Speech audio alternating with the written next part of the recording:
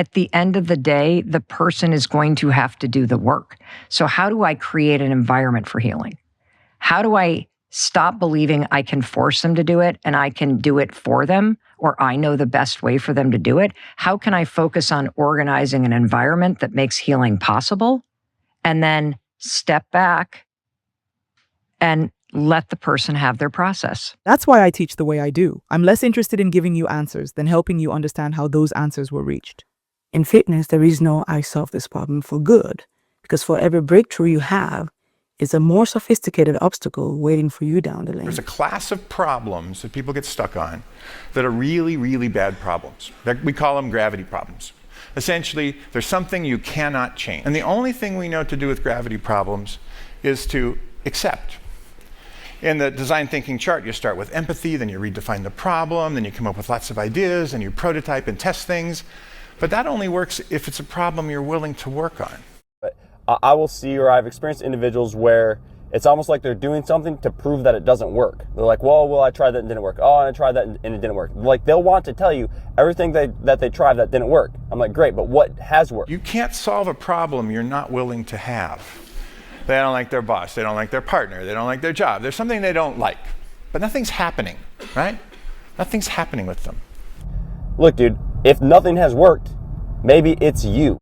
I've never met a person without an ego, so you can almost always assume that everyone you know is acting from a place of ego every now and then. Maybe it's not the thing that you're doing, maybe it's you. Doing hard things is extremely hard, much harder than most people will ever know. Once you start pursuing them, you enter some really uncomfortable situations where you need to have enough faith in the things you are doing to push through and survive. Teeter-tottering back and forth between the thoughts of, am I doing too much or not, is a sure way to guarantee you'll never do enough. And I wonder if that's actually an adaptation rather than a limitation, because all biological systems crave efficiency. It is not hard to work hard at something that you love. What is hard is doing that thing at the high level while, again, still showing up at an equally high level for all the other roles that you assume in life. That is hard, and that is something, in my opinion, worth striving for. Because if you can actually get to the top of that, your life is going to be so much easier, and you're going to have so many more options to actually do, train, eat, talk, whatever, operate the way that you want.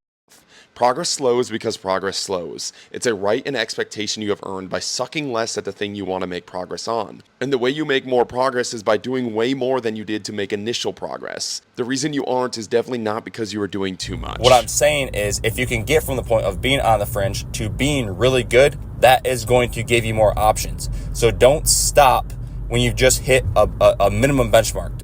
The most rigid person in any room, the one with the most rules, the most conditions, the most it must look this certain way, has least control over their outcome, not the most.